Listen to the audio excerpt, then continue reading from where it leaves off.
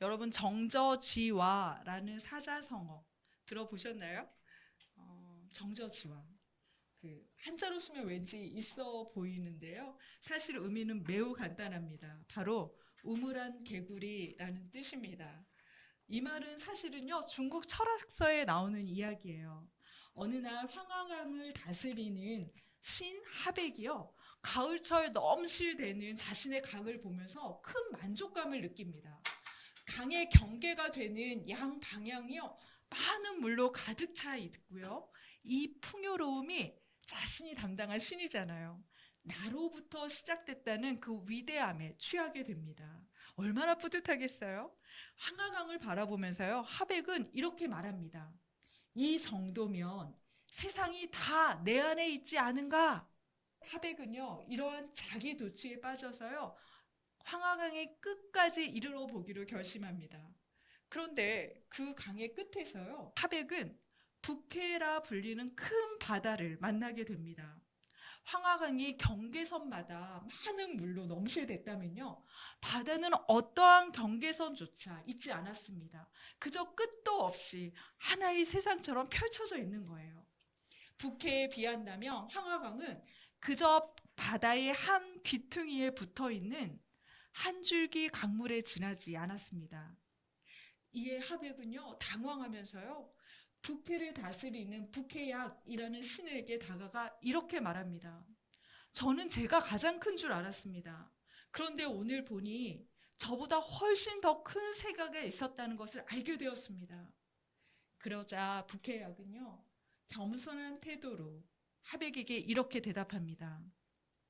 우물 안에 있는 자에게는 바다를 말해줄 수 없고 여름 벌레에게는 얼음을 이야기해 줄 수 없으며 좁은 생각에 갇힌 사람에게는 큰 돌을 말할 수 없습니다. 그리고 여기서 우리에게 익숙한 정저지와 우물안 개구리 이야기를 해요. 우물에 사는 개구리가 그곳에서 본 하늘을 이야기한들 그 하늘이 전체의 하늘일 수 없습니다. 우물 속 하늘은 그저 큰 하늘의 한 조각일 뿐입니다. 어떤가요? 우물안 개구리 이야기 속에 이렇게 놀라운 철학이 담겨 있는지 여러분 알고 계셨나요? 저는 며칠 전 한평생을 목회하시다 은퇴하신 한 목사님의 강의를 들은 적이 있는데요. 요즘 목사님에게 많은 분들이 찾아와서 어떻게 지내시냐고 그렇게 안부를 여쭌대요. 아마도 바쁜 목회 생활을 하고 은퇴하셨으니 이제는 좀 편안하고 여유롭지 않으실까라는 의미에서 묻는 질문 같다고 하셨는데요. 그런데 목사님의 솔직한 심정은요, 나는 요즘 좀 슬프다라는 감정이랍니다. 오랜 시간 그렇게 목회를 하고 책을 쓰면서요, 하나님에 대해 소개했는데요. 요즘 한국 교회 성도들을 보면 하나님에 대한 지식이 너무 편협하다는 겁니다. 하나님은 온 세상보다 크시고 온 우주를 다스리시는 매우 크신 분인데 그 하나님을 가슴에 품었다는 성도들의 사고와 행동은 너무도 작다는 것입니다.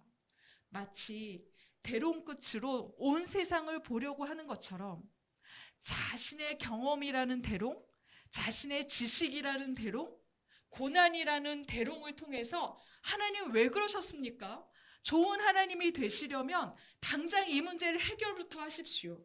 따진다는 거예요. 자신의 현실 세계 위에서만 그 작은 자리를 통해서만 하나님을 보려고 하니까요. 하나님이 그저 위로자, 문제 해결사 정도의 각 개인의 하나님으로 전락해 버린 것 같다 말씀하셨습니다. 저도 이 말씀에 한참을 머물러 보았습니다. 그리고 저를 돌아보았는데요. 저 역시 하나님을 저의 우물한 현실 안에서만 바라보고 있더라고요. 그래서 힘든 현실에서는 하나님을 원망하고요. 좀 괜찮은 일이 벌어지면 와, 역시 하나님 최고를 외치고 있었습니다. 그렇게 나 중심으로 나의 세계에 갇혀서 하나님을 해석하고 있더라고요. 여러분은 어떠신가요? 혹시 여러분도 저와 같진 않으십니까?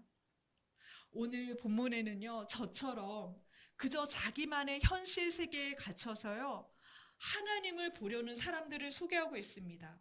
바로 스스로를 애굽 왕의 종이라 부르는 하나님의 백성과 이 백성들에게 미움거리가 된 하나님의 종 모세입니다. 모세가 다시 이스라엘 백성들 앞에 섰을 때요, 그들은 환호했습니다. 하나님의 약속이 드디어 실현되는 것 같았으니까요. 여러분, 400년입니다. 장장 400년 동안 할아버지부터 자식에 대해 이르기까지 내 꿈이 아닌 애굽 왕의 꿈을, 내 삶이 아닌 애굽인들이 지시하는 삶을 살아야 했습니다. 아마도 이스라엘 백성들은 질문하지 않았겠습니까? 왜입니까?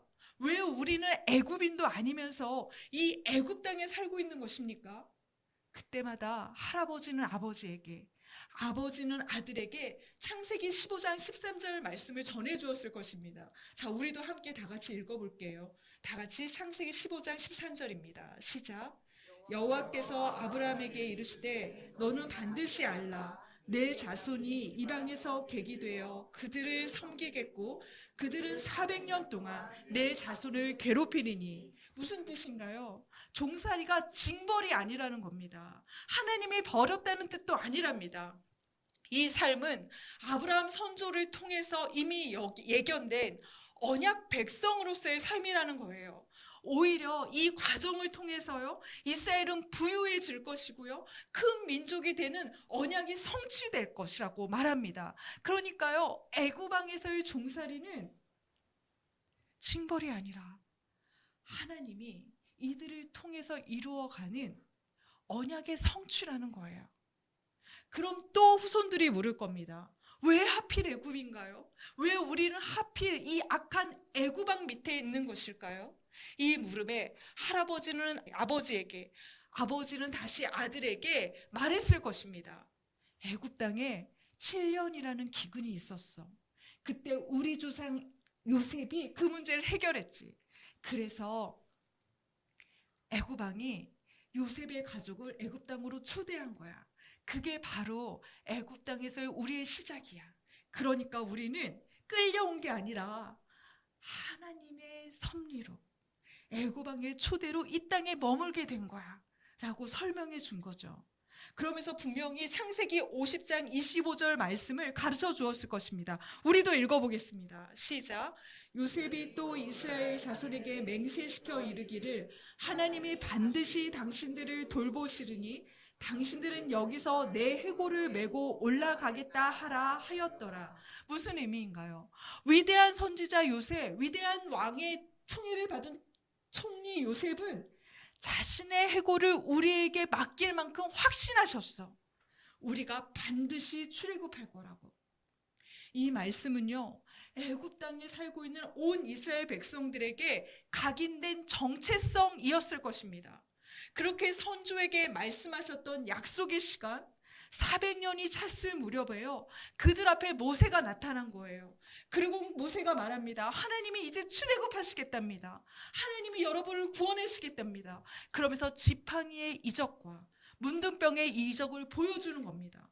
이 모습을 본 이스라엘 백성들이 얼마나 흥분했겠습니까? 아, 이제야 때가 왔구나. 이제야 노예가 아닌 자유인으로, 애굽 땅이 아닌 내 선조의 땅으로 돌아가겠구나. 그들은 기뻐하면서요, 모두 엎드려 하나님을 경배했습니다. 그 경배 후 애굽 왕에게 당당히 걸어가는 모세와 아론을 보면서요, 그들의 마음에는 출애굽, 구원이라는 하나님의 꿈이 가득 찼을 것입니다. 그런데요, 그들에게 닥친 현실은요, 구원이 아니라 더 큰 억압이었습니다. 짚을 주지 않으면서도요, 이전과 동일한 수의 벽돌을 만들라 요청을 받았습니다. 그 수를 채우지 못하면 가혹한 폭력이 가해졌습니다. 그제서야 그들은 깨달았습니다. 현실과 꿈은 다르구나. 나의 현실은 이것이구나. 그들은 애굽 왕에게 달려가 엎드렸고요, 제발 그 이전의 삶으로만이라도, 제발 그 이전의 삶으로만이라도 우리를 돌이켜달라 요청합니다. 그런데 애굽 왕은요, 보란 듯이 그 요구를 거절하고요, 더 가혹하게 이들을 다루겠다 선포합니다. 이제 이들은 해방이 아니라 도리어 더 악한 군주 밑에 있는 더 약한 노예가 돼버렸습니다. 우리 20절 본문 말씀을 보면요, 이들이 힘없이 나오는 그 길에 모세와 아론을 만났다는 것을 알게 됩니다. 한글 성경에는요, 마치 우연히 만난 것처럼 보이지만요, 원어 성경을 보면요, 이들을 기다리고 있던 모세와 아론이 나오는 이들을 맞이했다라는 의미입니다. 그러니까 강한 애구방을 경험한 모세도 감독관들이 걱정됐을 것입니다. 그래서 어떠한 상황이 벌어졌는지 전달받고 싶었던 거죠. 그런데요, 감독관들이요, 모세와 아론에게 분노를 쏟아냈습니다. 그들은 자신의 어려움을 토로하는 게 아니라요, 이들을 향해 하나님의 심판을 외칩니다. 우리 22절 말씀을요, 새한글 성경으로 한번 읽어보겠습니다. 시작. 그들은 모세와 아론에게 이렇게 쏘아붙였다.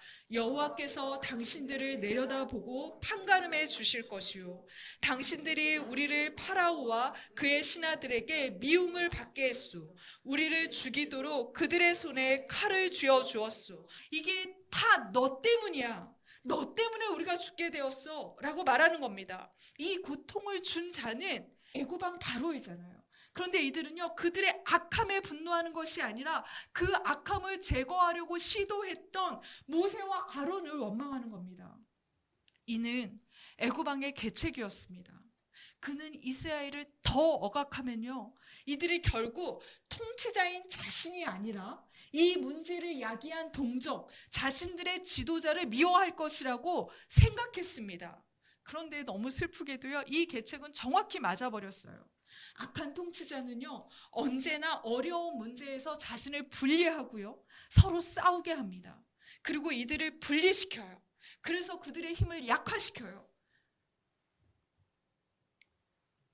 그런데 우리의 슬픔은요, 이 악한 통치자의 괴계가 그대로 먹힌다는 데 있습니다.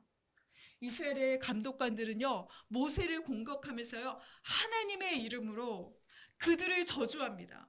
하나님이 너희를 내려다보고 판가름해 주시길 원한다 라는 이 원어는요, 하나님이 너희의 죄를 심판하셔서 너희에게 합당한 벌을 내리실 거야 라고 말씀하시는 저주입니다. 이스라엘은요, 비참한 현실 앞에서 도저히 이해할 수 없는 하나님을 만납니다. 왜요, 하나님? 어찌하여 모세를 보내셨습니까? 어찌하여 애구방과 같은 힘 있는 자를 우리에게 보내주지 않으셨습니까? 하나님, 당신은 이해할 수 없습니다. 제발 저 모세를 우리 앞에서 치워주세요. 이들은 후에 모세가 얼마나 위대한 지도자로 설지, 하나님의 뜻이 모세를 통해 얼마나 완벽하게 이루어질지 전혀 보지 못하고요, 지금의 고난의 현실에서만 파묻혀 있는 겁니다. 자, 이런 하나님을 향한 원망은요, 비단 백성에게만 있지 않았습니다. 모세 역시 하나님께 원망하며 자신의 낭망함을 하나님께 고백하고 있습니다. 그가 맨 처음 광야까지 자신을 맞이하러 나온 형을 만났을 때는요, 아, 진짜 주님이 역사하시는구나 기대했을 것입니다.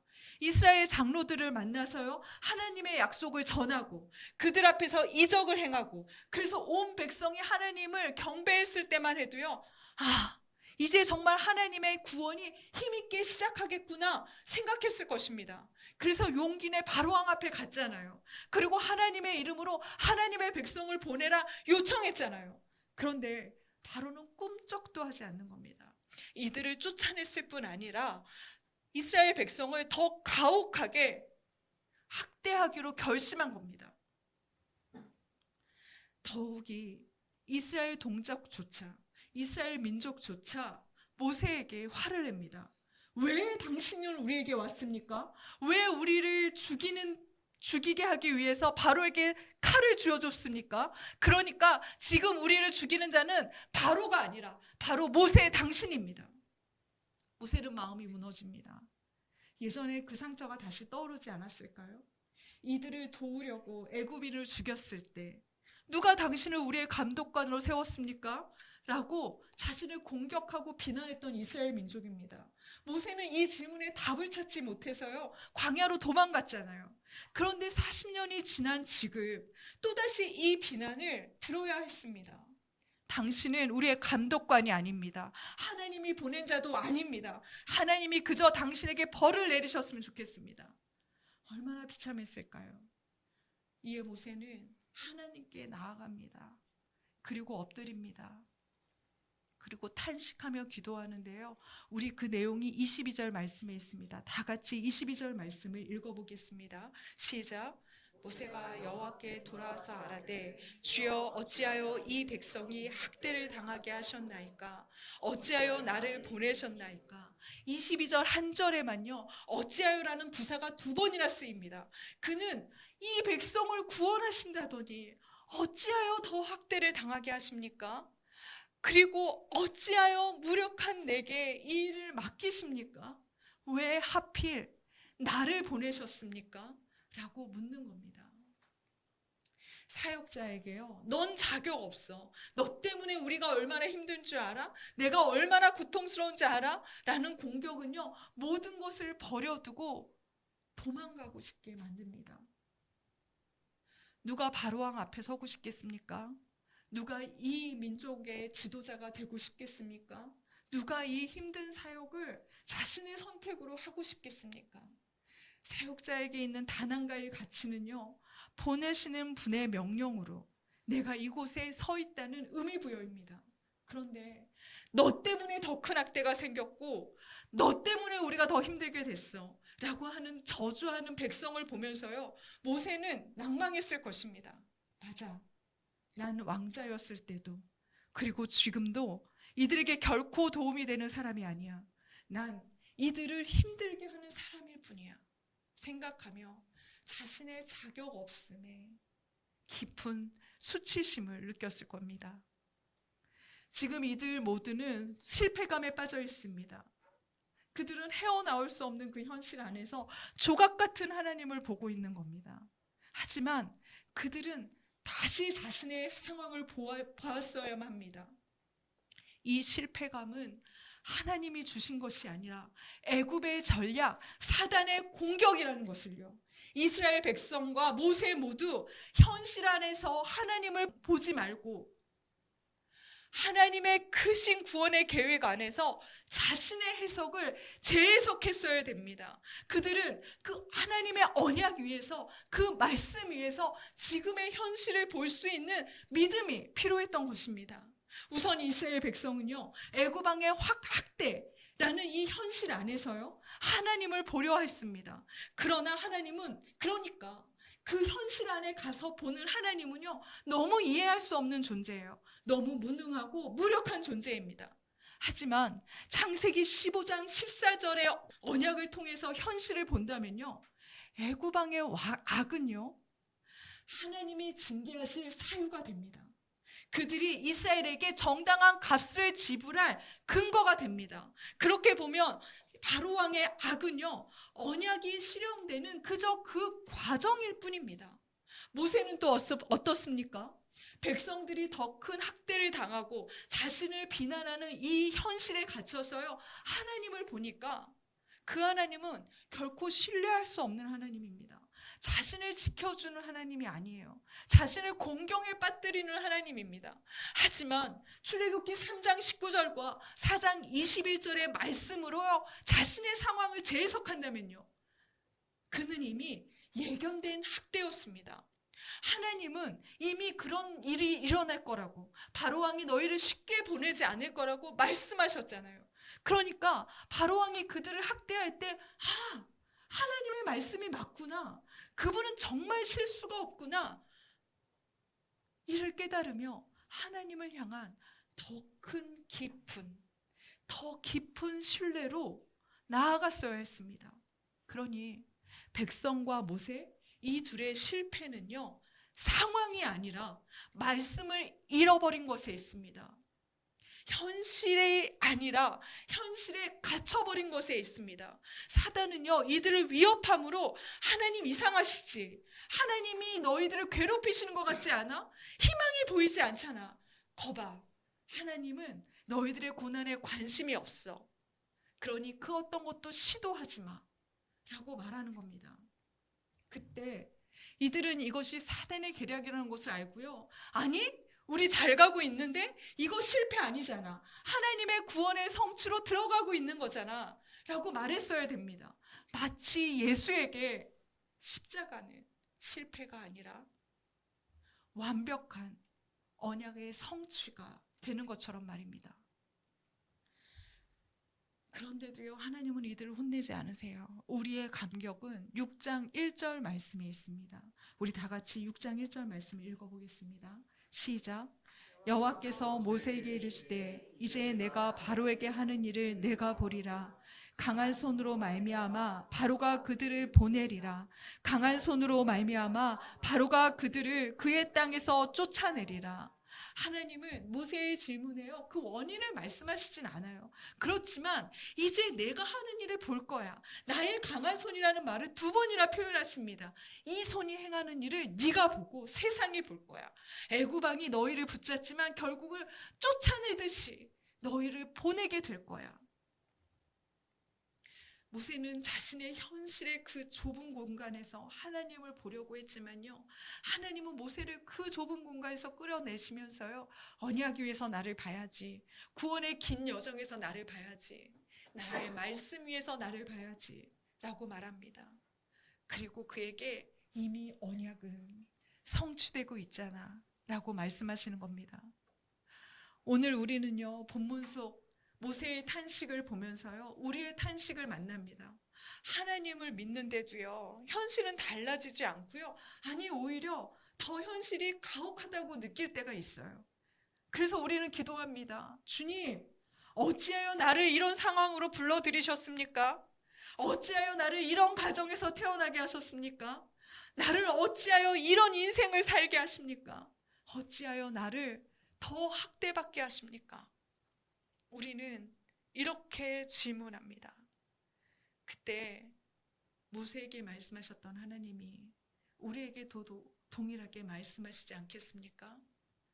벽돌을 세지 말고, 해야 할 벽돌을 세지 말고 언약의 날수를 세워라. 나의 강한 손을 보게 될 거야.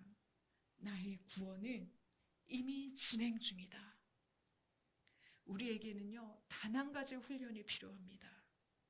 우물안 개구리처럼 나의 현실에서 하나님을 해석하려는 게 아니고요, 크신 하나님 안에서 그분의 말씀으로 나의 현실을 해석하는 능력이, 그 훈련이 우리에게 필요합니다. 한 신부님의 기도문을 여러분과 함께 나누려고 합니다. 힘을 달라 기도했더니 하나님은 나를 강하게 만들 시련을 주셨습니다. 지혜를 달라 기도했더니 하나님은 내가 풀어야 할 문제들을 주셨습니다. 용기를 달라 기도했더니 하나님은 극복해야 할 위험들을 주셨습니다.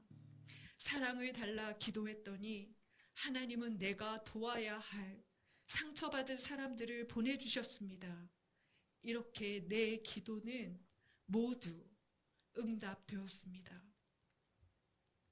이 고백대로라면 어쩌면 우리의 기도도 모두 응답된 것이 아닐까요? 현실에 갇힌 우리는 더 큰 하나님을 보지 못합니다. 우리가 지금 경험하는 이 삶의 한 조각 때문에 주님을 버리거나 낭망하고 계시진 않으신가요? 현실을 넘어서요, 내게 주신 약속, 그 예수님 십자가의 사랑으로 우리의 현실을 재해석하는 그 믿음이, 그 능력이 우리에게 필요합니다. 바로 그때 어찌하여 나를 보내셨습니까? 어찌하여 나로 더 큰 학대를 받게 하십니까? 라는 우리의 절규는요, 하나님의 강한 손을 보는 역사가 될 것입니다.